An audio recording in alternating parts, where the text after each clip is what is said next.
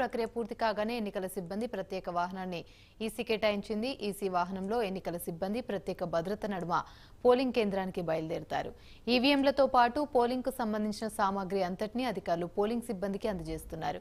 ఈవీఎంలు ఎక్కడైనా మొరాయిస్తే తీసుకోవాల్సిన జాగ్రత్తలపై పోలింగ్ సిబ్బందికి అవగాహన కల్పించారు.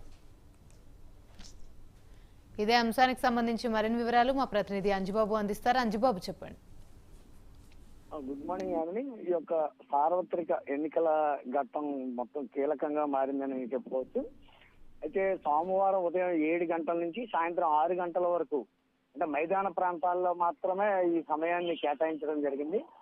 ఇక ఏజెన్సీ ప్రాంతానికి వచ్చేటప్పటికి ఉదయం 7 గంటల నుంచి సాయంత్రం 4 గంటల వరకు కూడా ఈ యొక్క పోలింగ్ కొనసాగించే విధంగా అధికారులు చర్యలు చేపట్టారు. అయితే గుర్తేడులో పోలింగ్ అంటే ఎన్నికల ప్రక్రియ పూర్తయిన వెంటనే బ్యాలెట్ బాక్సుల్ని రంపచోడవరం తరలించేందుకని 2 హెలికాప్టర్ని కూడా ఏర్పాటు చేయడం జరిగింది. మొత్తానికి ఓవరాల్ గా చూసుకుంటే కనుక ఈ యొక్క ఎన్నికల్లో ఎటువంటి అవాంఛనీయ సంఘటనలు జరగకుండా భారీగా పారామిలిటరీ బలగాలు అలాగే సిఆర్పిఎఫ్ బలగాలతో పాటు లోకల్ పోలీసులను కూడా వాళ్ళ గైడెన్స్ తోటి ఈ సమస్యాత్మక గ్రామాల్లో ఇప్పటికే మోహరించారు.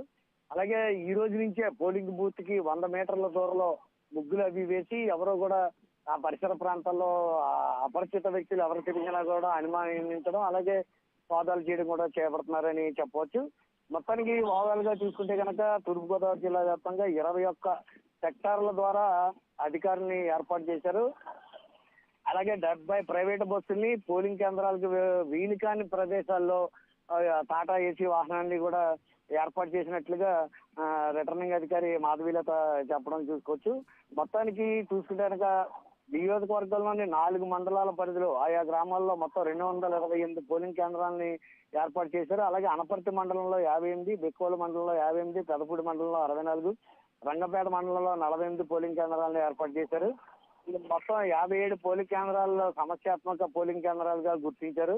అనపర్తి మండలంలో 17, బెక్కోల మండల పరిధిలో 9, పెదపూడి మండలంలో 19, రంగంపేట మండలంలో 12 సమస్యాత్మక గ్రామాలని గుర్తించారు. Right, thank you.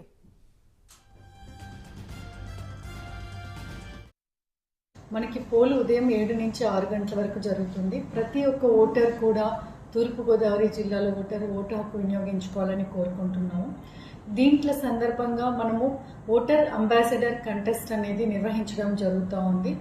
ఓటర్ వారి ఓటు హక్కు వినియోగించుకున్న తర్వాత వారి సోషల్ మీడియా ప్లాట్ఫామ్లో ఒక వీడియో కానీ లేదా ఒక సెల్ఫీ కానీ లేదా ఒక గ్రూప్ ఫోటో కానీ తీసుకొని అప్లోడ్ చేసి #VoteEG అని కంటెస్ట్లో పార్టిసిపేట్ చేయాలని ప్రతి ఒక్కరికి పిలుపునిస్తున్నాను.